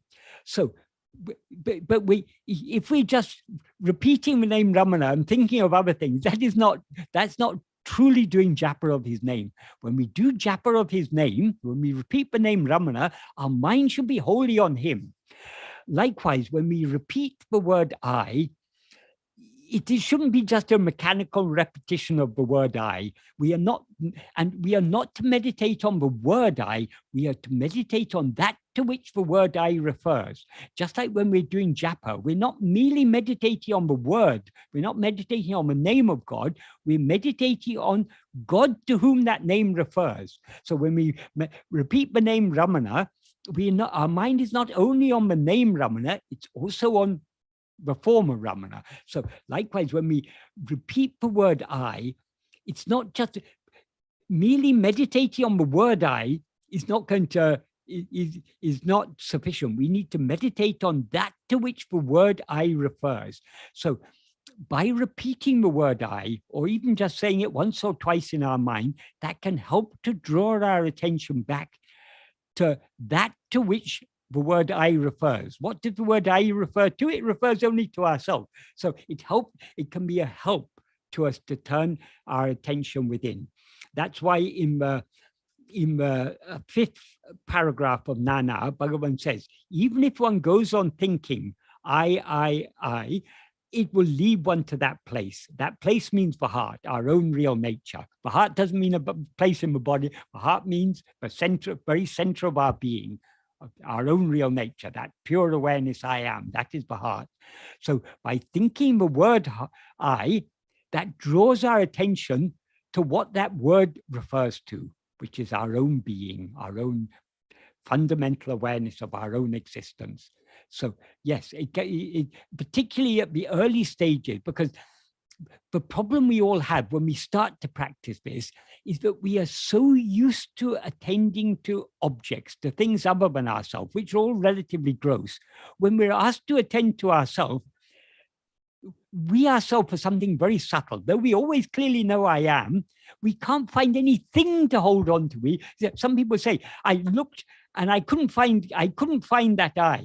What's that mean? They haven't really understood what Bhagavan is talking about, because the I that says I couldn't find the I is the I, but it should be attending to. That is, we are attending only to ourselves. So we're not looking for something called I. We're not looking for some object called I. We are looking at our own being, which is not an object.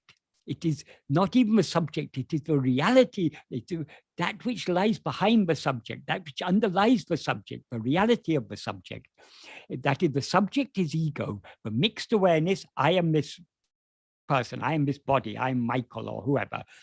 That is the ego, that is the subject, that is what is aware of all this. But what we actually are is only that pure I bereft of all adjunct. That is what we should be trying to attend to, just to that fundamental awareness I am, to our own being. So because it's something far more subtle than what we are used to attending to, it may seem a little bit difficult at first. It's not really difficult. It's actually, Bhagavan says, it's the easiest of all things, because what is clearer than I? We all, as Murugan says in the Anupallavi of Anma Vidde, it's even a nelikai, even an amlaka fruit in our hand is something very unclear compared to I. I mean, what is the clearest and most obvious thing of all that we experience at every moment of the day? I. We all know I. So it's actually very easy to attend to I, but because of our outward going, because we are so used to attending to things other than ourselves, at first it may seem difficult just to be self-attentive, to attend to ourselves alone.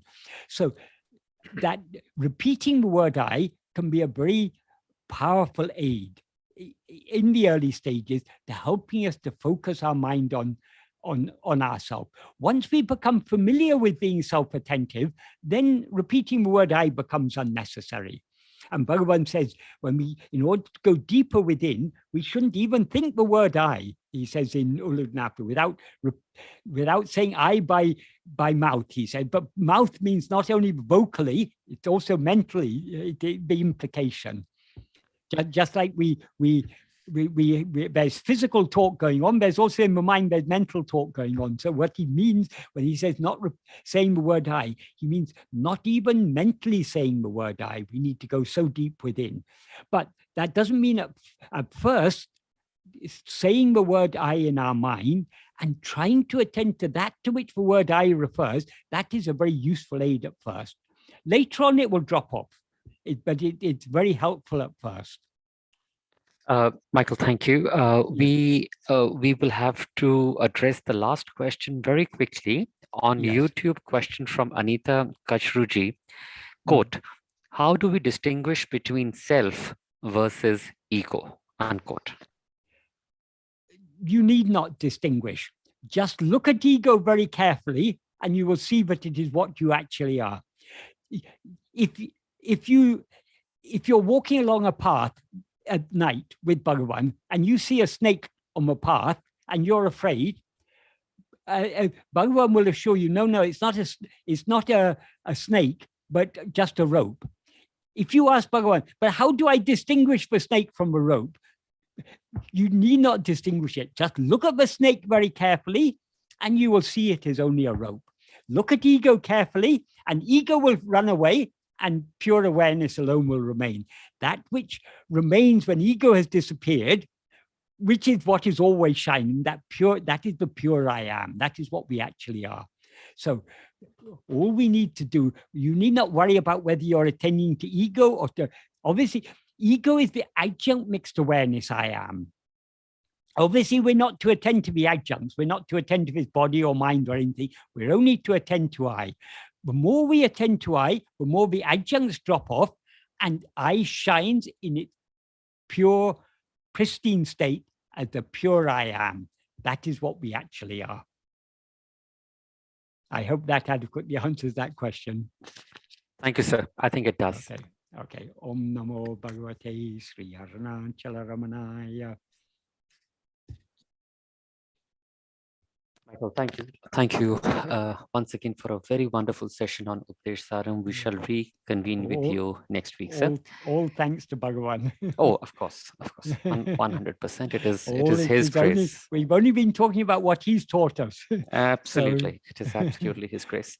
While we still have all the devotees with us, I would just like to inform the devotees that Ramana Kendra Delhi shall be hosting Mahashivratri at the Delhi Kendra, just like last time. And you will be very much welcome to attend as per the COVID restrictions then. The 4 yama or the 12 hours Mahashivratri will also be live broadcasted on YouTube. Namo Ramana. Narayananji, can I please request you to initiate Akshar Manamalai and then offer prayers? Yes, yes.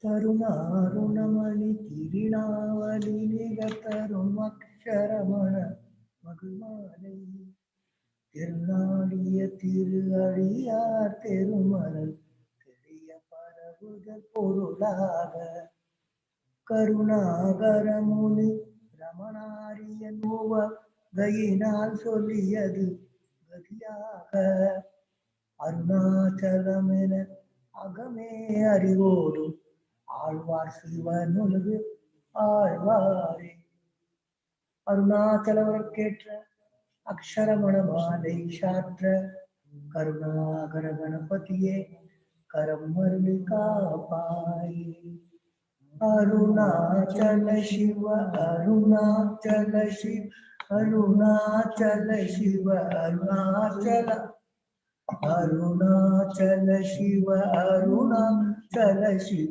Arunachal சிவ அருணாச்சலா அருணாச்சலம் என அகமே நினைப்பவர் அகந்தை வேறறுப்பாய் அருணாச்சலா அழகு சுந்தரம் அகமும் நீயும் அபிநமாயிருப்போம் Arunachala Arunachala Shiva, Arunachala Shiva, Arunachala Shiva, Arunachala, Arunachala Shiva, Arunachala Shiva, Arunachala Shiva, Arunachala. அகம்புகுந்தீர்த்துள் அககுகை சிறையாய் அமர்வித்ததென் கொல் அருணாச்சலா.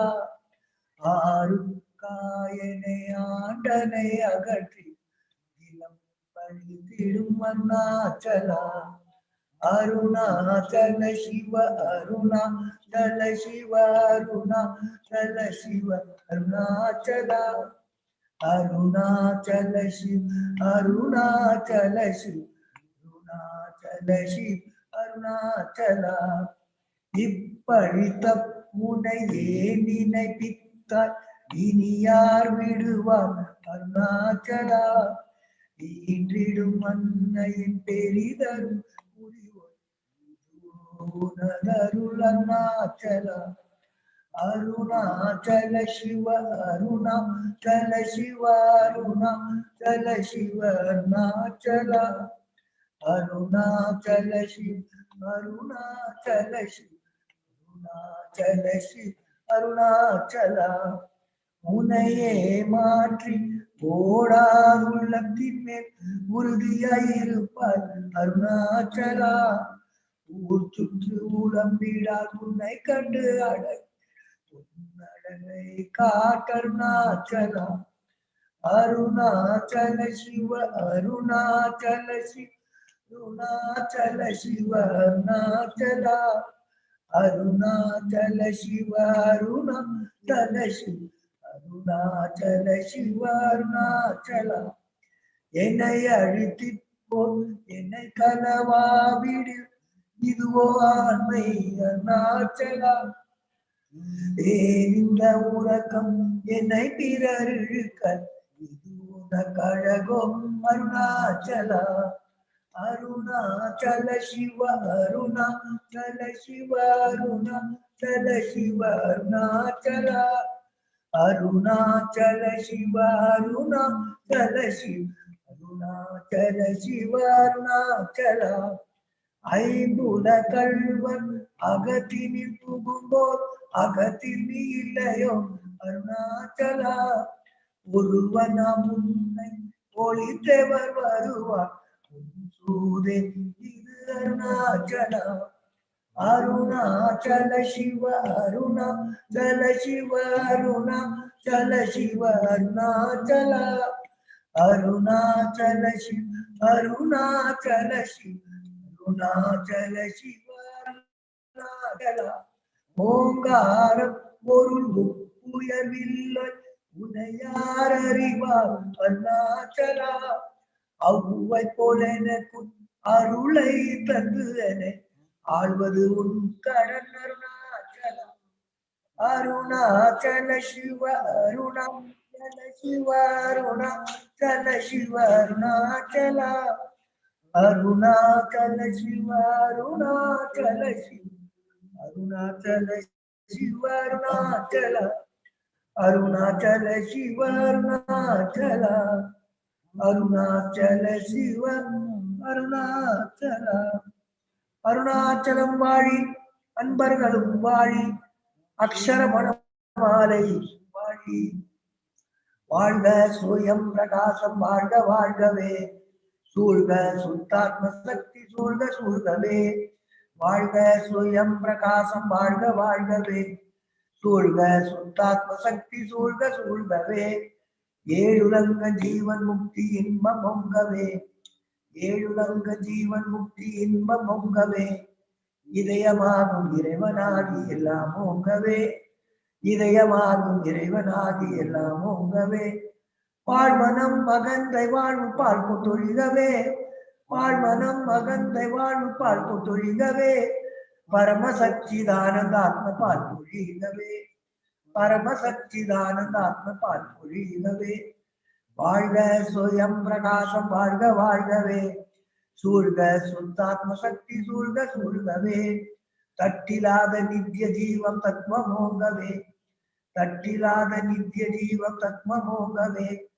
तन्मयत्ति सिन्मयन्तरैति होंगवे तन्मयत्ति सिन्मयन्तरैति होंगवे எட்டு திக்குமம் சசோகம் எதிரொலிக்கவே எட்டு திக்குமம் சசோகம் எதிரொலிக்கவே எல்லாம் பிரம்மவென்னும் உண்மையை உதிக்கவே எல்லாம் பிரம்மவென்னும் உண்மையை உதிக்கவே வாழ்க சுயம் பிரகாசம் வாழ்க வாழ்கவே சூழ்க சுத்தாத்ம சக்தி சூழ்க சூழ்கவே அம்சசோகம் அத்வேதம் அம்சசோகம்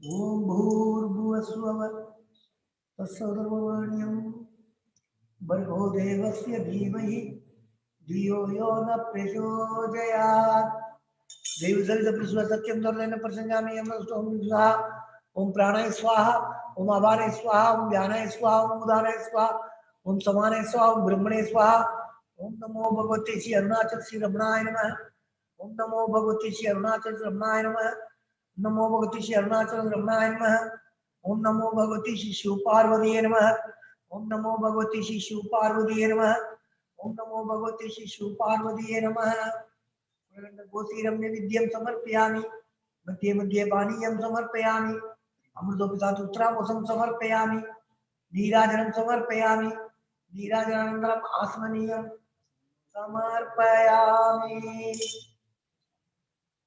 पूगीवर समायुक्तं नागवल्ली तलयोर्धं कर्पूर्ण सूर्ण संयुक्तं प्रनिधा कर्पूर नीराजनं श्री रमण महर्षि समर्पयामि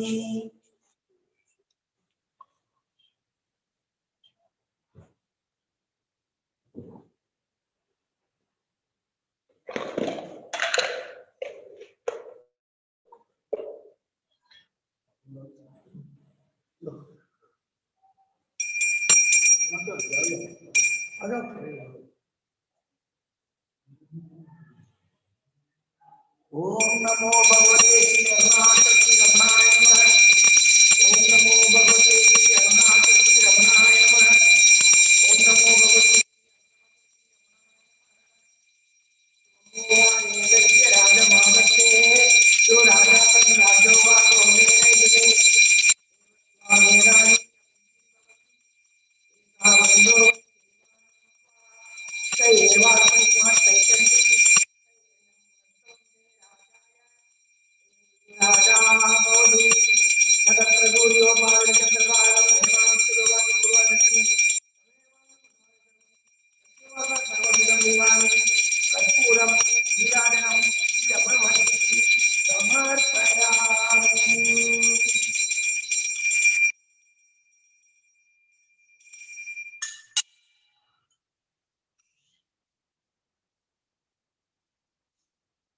प्राणाय स्वाहा वाणे स्वाहा ज्ञानाय स्वाहा उदानाय स्वाहा समानाय स्वाहा ब्रह्मणे स्वाहा अरुणाचल श्री रमणाय नमः अरुणाचल रमणाय नमः अरुणाचल रमणाय नमः शिव पार्वती नमः शिव पार्वती नमः शिव पार्वती नमः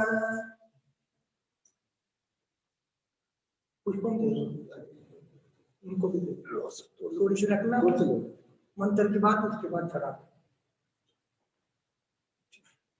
योवां पुष्पं वेद पुष्पवान् प्रजावान् पद्मान् बहुधी चंद्रमा वावां पुष्पं पुष्पं पुष्पवान् प्रजावान् पद्मान् बहुधी ओम तत् ब्रह्मा ओम तत् वायु ओम तत् आत्मा ओम तत् सत्यम ओम तत् सर्वम ओम तत् पुरोर्नमः अंतर्जति भूते च गुहायां विश्वमूर्तिषु त्वं नित्यं वसत्कारस्तं नित्रस्तं रुद्रस् त्वं विष्णुस्त्वं ब्रह्मत्वं प्रजापति त्वं तथा वो ज्योतिर्त्वं ब्रह्मपुरुषो न कर्मणा न प्रजया ने नित्यानेगे के अमृतत्व मानस अरेण नाहं निहितं गुहायं विभ्राजते दत्ते देहो विसन्धि वेदांत विज्ञान से चिदार्था संन्यास योगा तदे शुद्ध सत्त्वाः ते ब्रह्मलोके तु परान्तकाले परामृतात् परिमुच्यन्ति सर्वे आरं विभावं परमेत्मभूतं यत् पुण्डरीकं गुणमत्य सकुंसदं तत्रादित्तकर्म कवनं विसोगत्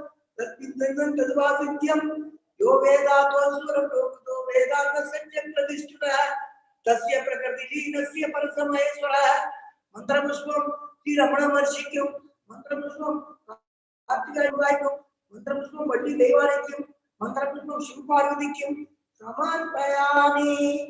ओम तत्सत् कृष्णार्पणमस्तु। हरि ओम हरि ओम हरि ओम।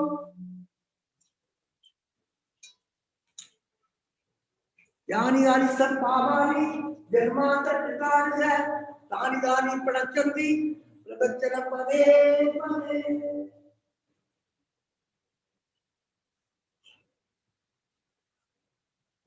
श्री नमः नमः दक्षिणामूर्ति नमस्कारे नमः शिवाय। ओम शिवाय ओम शिवाय ओम शिवाय ओम शिवाय ओम शिवाय ओम शिवाय ओम शिवाय ओम शिवाय नमः शिवाय।